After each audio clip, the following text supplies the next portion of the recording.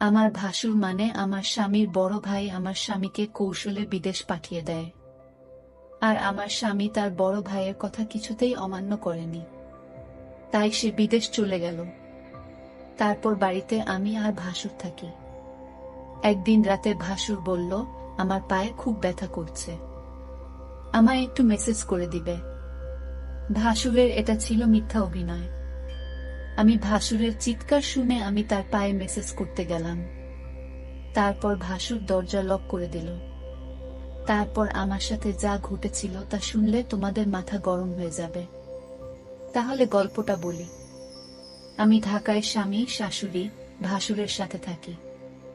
আমার স্বামী আর ভাসুর ব্যবসা করে। শাশুড়ি প্রায় অস্ট্রেলিয়ায় থাকতে যান ওনার বড় মেয়ের কাছে। এখন মূল সমস্যাটা বলি। আমার স্বামী আমাকে নিজে পছন্দ করে বিয়ে করতে চেয়েছিল, কিন্তু আমাদের পরিবারের সাথে তাদের আর্থিক অবস্থা মেলে না। আমরা মধ্যবিত্ত, তারা ধনী, বলে কেউ রাজি ছিল না। তখন আমার ভাসুর সবাইকে রাজি করান, তবে আমার প্রতি তার অনুরোধ ছিল যেন উনার বাচ্চাকে আমি দেখাশোনা করি। ভাসুরের একজন মালয়েশিয়ান বউ ছিল, সে 1 বছরের বাচ্চাকে রেখে ডিভোর্স করে চলে যায়। বাচ্চাকেটাকে আমি দেখাশোনা করি। বাচ্চাটার বয়স 2 বছর এখন। যাই হোক, মূল ঘটনায় আসি এখন। একদিন দুপুরে বাসায় আমি আর বাচ্চাকে ছিলাম। বাচ্চাকে বিছানায় শুইয়ে আমি বাথরুমে গোসল করতে যাই। বাচ্চাকে যেহেতু রুমে একা, তাই ওকে দেখে রাখার জন্য বাথরুমের দরজা খোলা রাখি। ভাসুর তখন বাইরে আর শাশুড়ি অস্ট্রেলিয়ায়। বরের কাছে বাসার চাবি থাকে। এ সময় দরজায় শব্দ পাই, ভাবি বর এসেছে, কারণ চাবিটা ওর কাছেই ছিল। কিন্তু ভাসুরকে দেখি হঠাৎ আমার রুমে ঢুকে পড়তে। বাচ্চাকে তখন কিছুটা কাঁদা ছিল, তাই মনে হয় বাচ্চার শব্দে এসেছে। এসেই উনি বাথরুমে ঢুকে পড়ে। আমি অবাক হয়ে গেলাম।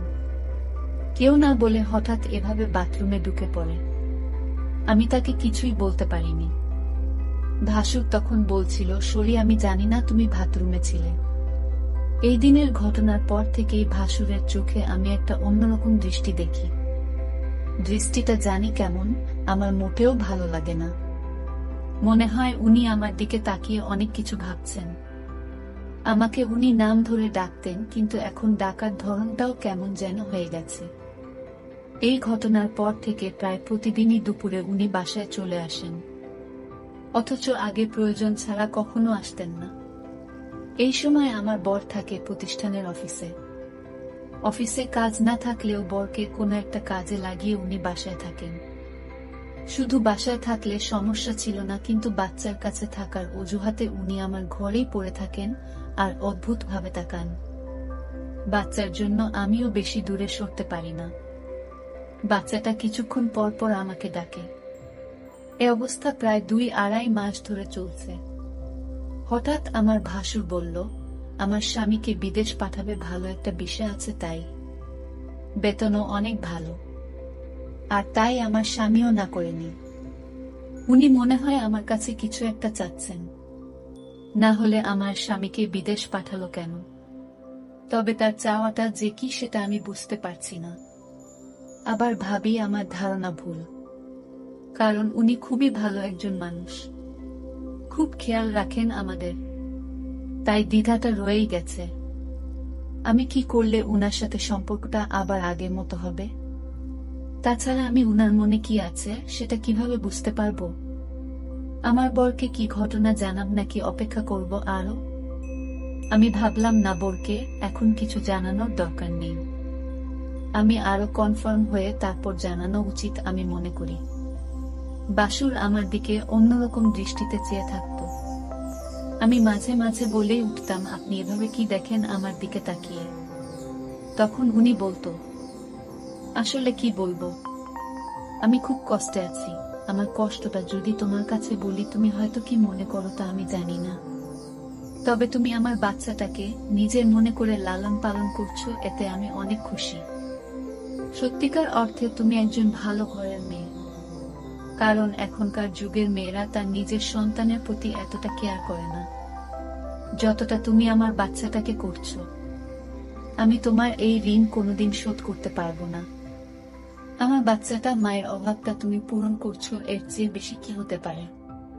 আসলে বিদেশি মেয়েরা তার সন্তানের প্রতি ভালোবাসা কম থাকে, তবে সবাই সমান না। বাঙালি নারীরা তার সন্তানের দিকে তাকিয়ে সারাটা জীবন কাটিয়ে দিতে পারে। বাঙালি নারীর কোনো তুলনা হয় না। তবে আমার ছোট ভাইয়ের বউ করে তোমাকে আনতে পেরে আমি নিজেকে ধন্য মনে করছি। আমার ভাসুর আমার এইসব প্রশংসা করছিল। আমি তার প্রশংসা শুনে অনেকটা থমকে গেলাম। বাবারে, এত প্রশংসা! যাই হোক, ভাসুরকে একদিন দেখলাম খাওয়া দাওয়া ছেড়ে মনমরা হয়ে ঘরে শুয়ে আছে। এই বাড়িতে ভাসুরকে আমি দেখাশোনা ছাড়া আর কেউ নাই। দেখলাম ভাসুর আজ সারাদিন কিছু খায়নি। আমি ভাসুরকে বললাম, আপনার কি শরীর খারাপ? ভাসুর বলল, আমার মাথায় প্রচন্ড ব্যথা করছে সকাল থেকে, কি করব বুঝতেছি না। আমি ভাসুরকে বললাম, আমি কি মাথায় একটু মেসেজ করে দিব? মেসেজ করে দিলে হয়তো ব্যথাটা কিছুটা কমে যাবে। ভাসুর আমার মেসেজের কথা শুনে অনেকটা খুশি হলো। সে চেয়েছিল তার মাথায় মেসেজ করে দিই। আমি ভাসুরের মাথায় মেসেজ করছিলাম, এমন সময় সে বলল, দেখো, তুমি মেসেজ শুরু করতেই আমার ব্যথাটা অনেকটা কমে গেছে। তোমার হাতে কি জাদু আছে নাকি? আমি তার কথা শুনে কিছুটা অবাক হলাম। আমি বললাম, মেসেজ করে দিলে এমনই ব্যথা কমে যায়। এখানে হাতের জাদু বলতে কিছু নেই। মেসেজ করলে ব্যথা কমে যাবে, এটাই স্বাভাবিক। ঠিক আছে, তোমাকে অনেক ধন্যবাদ মেসেজ করে দেওয়ার জন্য। আমার মাথা ব্যথা কমে গেছে। কিন্তু ভাসুরের মাথা ব্যথা ছিল না। মাথা ব্যথার অভিনয় করেছিল আমার সাথে। আমি এটা বুঝতে পারি আমি যখন তার রুম থেকে বের হই। তখন সে একা একা বলছিল। আমি ধীরে ধীরে আমার প্রতি ভালো মন মানসিকতা তৈরি করছি। সেটা আমি বুঝতে পারলাম। ভাসুর কেন আমার সাথে এমন মিথ্যা নাটক করছিল, তার উদ্দেশ্যটা কি ছিল তা আমার জানা খুব জরুরি ছিল। আমি বাড়িতে আছি, ভাসুরের সন্তান আর আমার ভাসুর।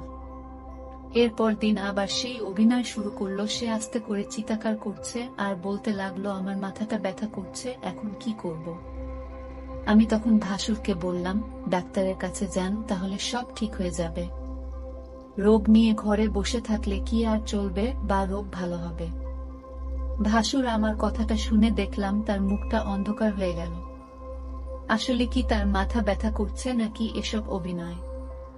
আমি তার হাব ভাব কিছুই বুঝতেছি না। আমি ভাসুরকে বললাম, চলুন আজ আপনাকে ডাক্তারের কাছে নিয়ে যাই। ভাসুর বলল, তুমি একটু মেসেজ করে দিলেই তো মাথা ব্যথা কমে যায়। তাহলে শুধু শুধু কষ্ট করে কেন ডাক্তারের কাছে যাওয়া লাগবে কেন? আমি ভাসুরের কথাটা শুনে কিছুটা অবাক হলাম। সে চায় আমি তার মাথায় মেসেজ করে দেই। আসলে সে কি চায় সেটা আমার জানতে হবে। ভাসুরের এমন অভিনয় আমার কাছে ভালো মনে হচ্ছে না। এর মধ্যে আমার বর আমার কাছে ফোন করলো, আমাকে জিজ্ঞেস করলো, কেমন আছো সালমা? আমি বলেছিলাম, তুমি খুব শীঘ্রই বাড়িতে আসলে অনেক ভালো হতো। এতদিন বিদেশ থাকার দরকার নাই। তুমি যত দ্রুত সম্ভব চলে আসো। আমার স্ত্রীর এমন কথা শুনে আমি কিছুটা থমকে যাই।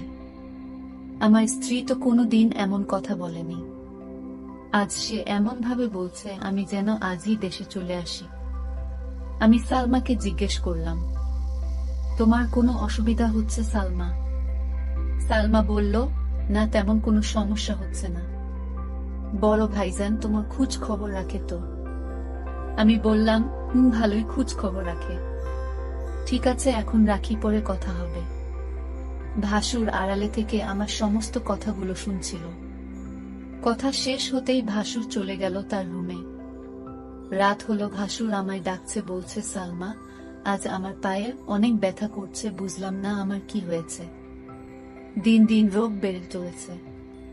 তুমি কিছু মনে না করলে আমার পায়ে একটু মেসেজ করে দাও।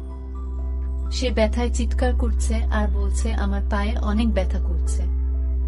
আমি ভাসুরের চিৎকার শুনে তার পায়ে মেসেজ করতে শুরু করলাম। ভাসুর তখন ঘুমিয়ে পড়ল। ভাসুর ঘুমিয়ে রইল আর আমি তার পায়ে মালিশ করে দিচ্ছিলাম।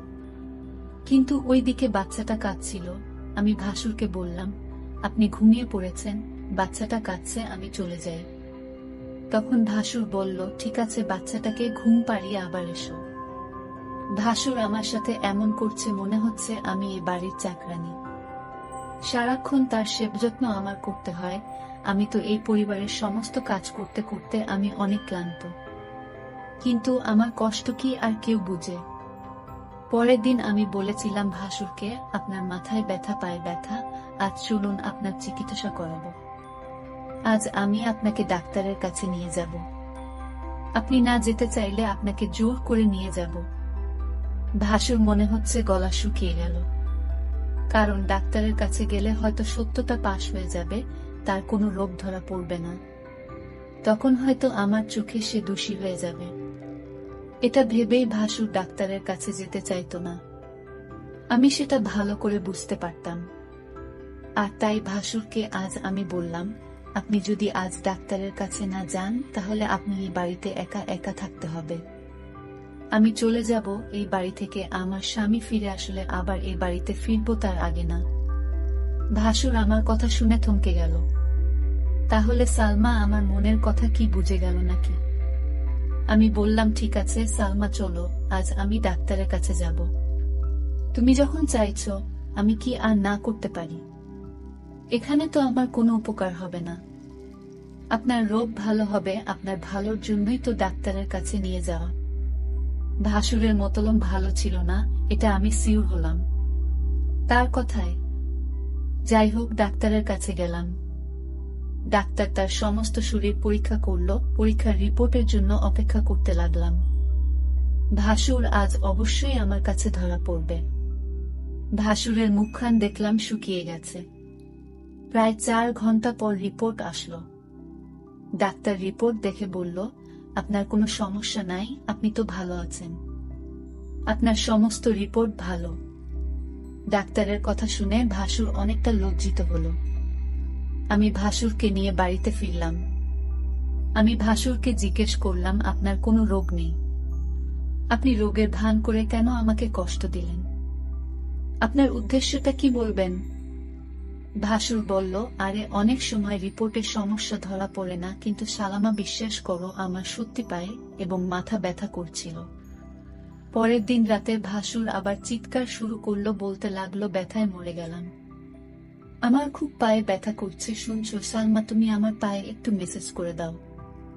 আমি তার চিৎকার শুনে কি আর করবে, মেসেজ করতে গেলাম, তার পায়ে মেসেজ করে দিলাম। ভাসুর তখন ঘুমের ভান করে শুয়েছিল। সালমা তার পায়ে মেসেজ করে দিচ্ছিল। ভাসুর বলল, ঠিক আছে, আমার ব্যথা একদম নিরাময় হয়ে গেছে, এখন তুমি যাও, ঘরে গিয়ে ঘুমিয়ে পড়ো। কিন্তু সালমা দেখি আমার কথা কিছুই শুনেছে না। সে আমার পায়ে ধরেই ঘুমিয়ে গেছে। মনে হচ্ছে সে অনেক ক্লান্ত হয়ে গেছে। আমি বিছানা থেকে উঠে বললাম, তুমি এখানে কিভাবে এলে আর আমার রুমে কেন? এখানে তুমি কি করছো? ভাসুরের এসব কথা শুনে আমার মনে হলো, বাহ, আপনি তো ভালোই বলছেন। ভাসুর বলল, যাও তোমার রুমে গিয়ে ঘুমাও। ভাসুরের আজকে বিষয়টা আমি কিছুই বুঝতে পারছিলাম না। রাত শেষে সকাল যখন এলো, একজন লোক ডাকতে লাগলো, সালমা ম্যাডাম বাড়িতে আছেন? আমি বললাম, আমি সালমা, বলুন কি বলবেন। লোকটি আমার হাতে একটি কাগজ দিয়ে বলল, এটা আপনার স্বামী বাহির থেকে পাঠিয়েছে। আমি কামটা খুলে যা দেখলাম তা দেখে আমার মনে হচ্ছিল আকাশের বুঝি আমার মাথায় ভেঙে পড়ল। এটা ছিল ডিভোর্স লেটার। আমার স্বামী আমাকে বিদেশ থেকে ডিভোর্স দিয়ে দিয়েছে। আমার তো কোনো অপরাধ ছিল না, তাহলে কেন সে আমাকে ডিভোর্স দিল? আমি তো কিছুই বুঝতেছি না। আমি অনেকটা ভেঙে পড়তে লাগলাম, আমার মাথায় কোনো কাজ করছিল না। আমি এটা মেনে নিতে পারছি না, কোনো কারণ ছাড়াই আমাকে ডিভোর্স দিল আমার স্বামী, এটা আমি কিভাবে মেনে নিব? কিন্তু হঠাৎ আমার ইমোতে আমার স্বামী একটা ভিডিও সেন্ড করে পাঠালো। ভিডিওটা দেখে আমার মাথা ঘুরে গেল। ভিডিওটা তো আমি যখন ভাসুরের পায়ে ব্যথা ছিল তখন মেসেজ করছিলাম সেই ভিডিও। আমি ভিডিওটা দেখে চমকে গেলাম। আমি ভাসুরের উপকার করলাম আর ভাসুর কিনা আমার স্বামীকে ভুল ধারণা দিল। কেন সে এটা করল? আমি ভাসুরের রুমে গিয়ে ভাসুরকে বললাম, আপনি কি মানুষ না অন্য কিছু? আপনি কিসের জন্য আমার সংসারটা ভেঙে দিলেন একটা মিথ্যা নাটক করে? আমার মন তো সহজ সরল ছিল। আমি কিছুটা বুঝতে পারছিলাম, কিন্তু আমি তা আপনাকে বলিনি, কারণ আমি আপনাকে সম্মান করি তাই। আর আপনি সম্মানের এই প্রতিদান দিলেন। ভাসুর তখন দরজা লক করে দিল। আমি বললাম, দরজা লক করলেন কেন? সে বলল, একটু পরে সবই বুঝতে পারবে। ভাসুর তখন আমার পায়ে এসে পড়ল আর বলল, তুমি আমায় ক্ষমা করে দাও। আমি যা করেছি আমার সন্তানের জন্য করেছি। আমি চেয়েছি তুমি আমার সন্তানের জন্যে হও। আমার সন্তানকে তুমি যেভাবে লালন পালন করছো, এতে আমি অনেক খুশি। আমি চাই তুমি আমার হয়ে সারা জীবন থাকো। আর তাই তো আমি এটা করেছি। নিজের সন্তানের জন্য সকল বাবা মা সবকিছু করতে পারে। আমাকে তুমি ক্ষমা করে দিও। তারপর আমার কিছু করার ছিল না। আমি ভাসুরের সন্তানের দিকে তাকিয়ে তার কথা মেনে নিলাম। কিন্তু ওই দিকে আমার স্বামী একটা বিদেশি মেয়েকে বিয়ে করে বাড়িতে নিয়ে আসলো। বন্ধুরা, আজকের গল্পটি কেমন লাগলো তা অবশ্যই কমেন্ট করে জানাবেন। ধন্যবাদ।